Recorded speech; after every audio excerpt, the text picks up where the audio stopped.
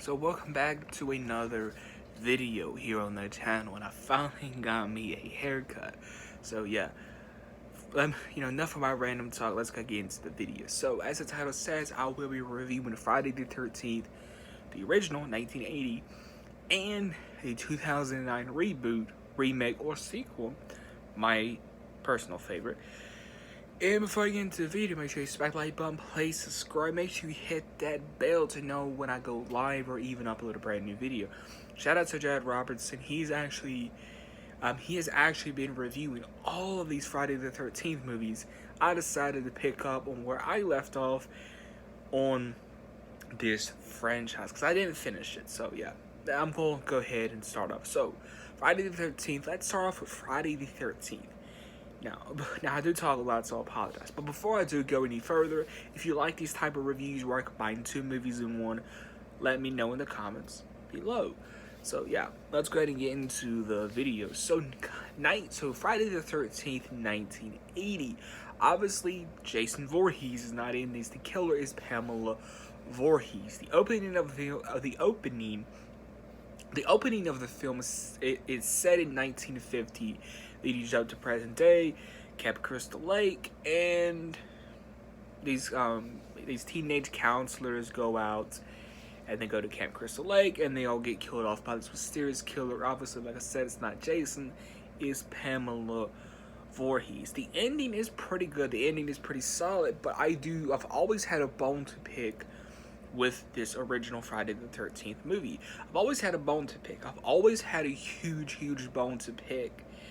I've said it before, I'm not the biggest fan of this movie. I'm not. It's kind of slow. And you may say, well, I thought you liked slow horror movies. I do when there's stuff happening and there's a build-up. There's not too much of a build-up. Like I said, yeah, the ending is cool. It's effective. Yeah, it's effective. There's all those things in one. But it almost feels like that should have been the opening of the film. You know what I mean? You're crazy how that sounds. You know what I mean?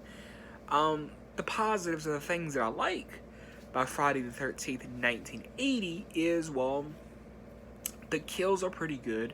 The special effects are really top-notch. Special effects still hold up. Except for the decapitation of Pamela Voorhees. They actually use toothpicks, and you can see the toothpicks. But regardless, most of the effects still hold up. The whole ending and all that was good. Like I said, it's shot very well. Kind of. It just blatantly rips off Halloween, which is another bone to pick because I'm not the, I'm a huge fan of Halloween. So when somebody comes in there, steps on the toes of the John Carpenter classic, I kind of, have a bone to pick with that.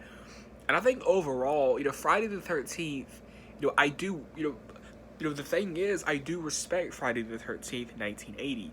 I respect what the film is. I respect what the film is. But at the end of the day, did it do anything new to the genre? Did it bring anything new to the genre? Did it spice up the genre? No. To be honest, it didn't spice up the genre. It didn't bring anything new to the genre. Think about it. What did Friday the 13th, 1980 even do? Besides put a group of teenagers in a camp. Like, what more did it do? My final, rating on Friday the 13th, 1980, it's a 7 out of 7. I know some people may get angry at me for that, but I'm sorry. I'm not the biggest fan of this movie. And I said it, I sound like a broken record, but I'm not the biggest fan of it. And I said it. It's too slow for my liking. It's just too much. It's just too slow. Not much happens.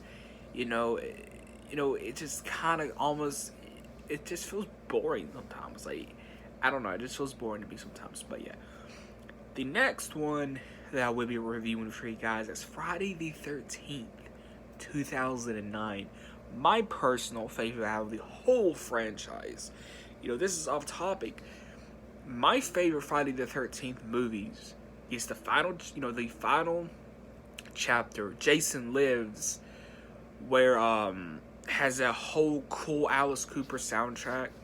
So the final chapter, um, the well, I just said the name and I forgot it, but the one with the cool Alice Cooper soundtrack, that one, um, Friday the 13th: A New Beginning. I personally like that one. I kind of like the Copycat Killer, um, and the 2009, and I like parts of Jason X. Them are all, my favorites.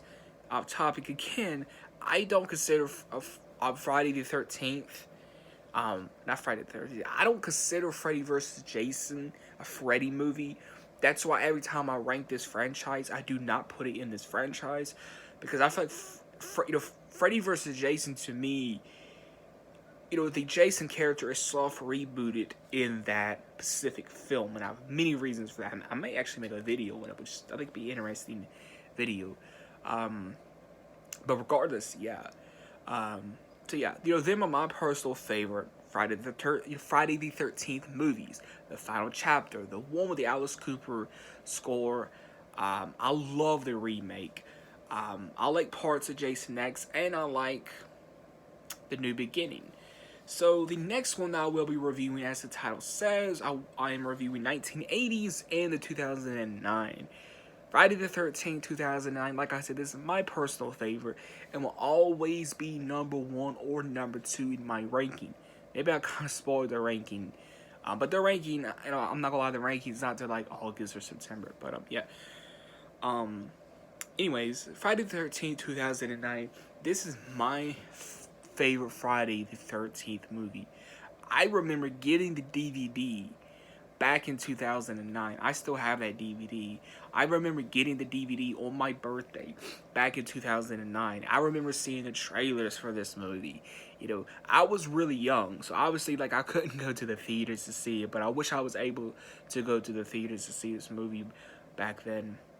So many memories with this movie. I think Jason is the most intimidating here. I say he comes very close to Kane Hodder. He really, Decker Mears, he plays Jason in 2009. He comes really close. he comes really close to Kane Hodder. But Friday the 13th, 2009, I think gives a reason, for why these kids, not really the main, group of kids, but the one guy from Supernatural. I really liked his character. No one talks about his character, but he has a reason for going to Camp Crystal Lake. He has a reason to go to Camp Crystal Lake. He's not just, he's just going to Camp Crystal Lake. No, he's going there for a reason.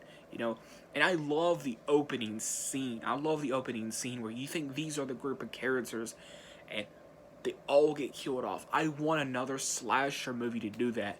I would love if a Halloween movie did that, like where you just have like a group of characters. Man, that is one of my favorite openings in any slasher, is the 2009 Friday the 13th opening, where you think these are the group of characters that you're going to follow. Nope, they all get killed off, and I prefer this sackhead Jason. That sackhead Jason, that is intimidating. I'm intimidating. And the whole few split seconds of Pamela Voorhees, that was smart to do it like just like a few seconds. Some of the best kills in the franchise. One of the best Jason hockey masks. One of the best Jason's looks overall. Some of the best kills in the franchise. I love that Jason runs in this. He's just not like a zombie. He reminds me of Jason from, like, part 2, part 3, or the final chapter. Like, that's what he reminds me of, is those incarnations of Jason, where he is taken seriously. He is grounded in our reality, such as there could be a man like that out there right now living off the land at a camp or anywhere, really. I find that really cool and interesting. And I like Camp Crystal Lake in this. I like Camp Crystal Lake, like, with the house and like with the lake. It's almost like claustrophobic in a way. I just love that. And I love how it's almost like, kind of covered up, like they kind of covered up Camp Crystal Lake, and they just put this big house there, but obviously Camp Crystal Lake's almost, it's basically like a distance away. I think that's really cool.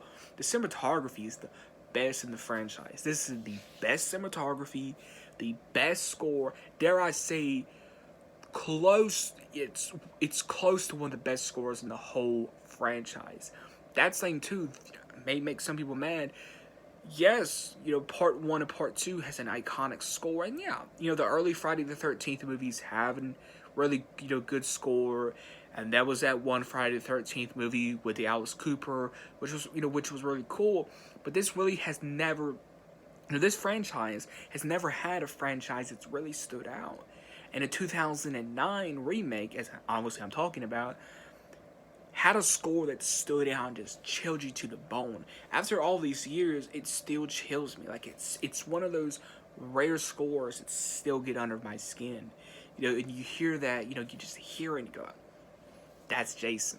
You know what I mean? And I love the tonal ideal. Like I love, the tonal ideal. Like I love that they really pushed further that yes, he may be supernatural, leave that up to the viewer, but he's more human, he's more living off the land, and I just love that they did the tunnels.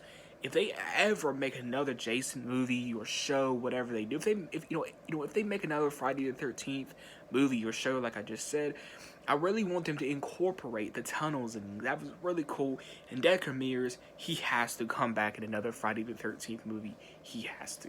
I just love that, So Friday the 13th, 2009, I love everything about this movie. People complain about the group of characters. They don't bother me. They never bothered me. Every time I watch the 2009 remake, I've always liked the character where, that, again, like the supernatural character is trying to find, his sister. I've always found that believable. I've always liked the cinematography. I've always liked Jason in this.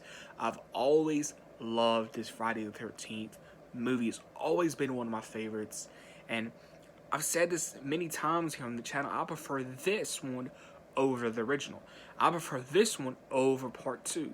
I even prefer this one over part 3 even, and I love that there's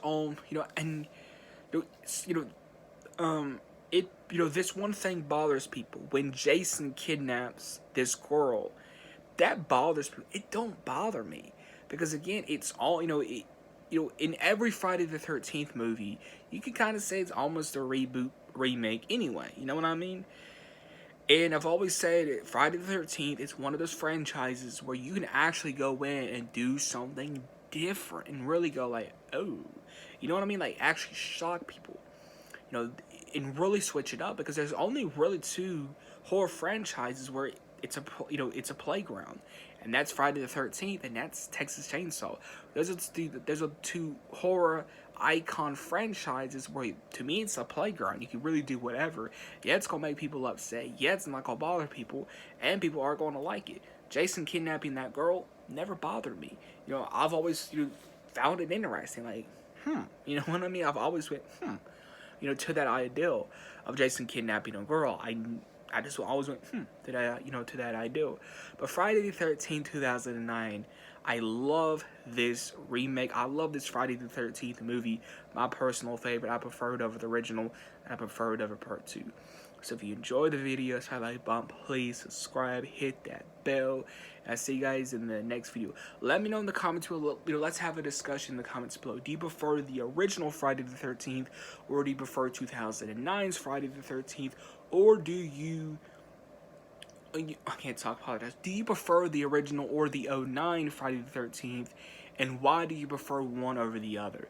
So let's have that discussion in the comments below. Like I said, I prefer the remake because it's more, it's more Jason, and it's more fast paced, and it's, it makes Jason scary in my personal opinion. So yeah, so I like button, please subscribe, hit that bell, and see you guys in the next video.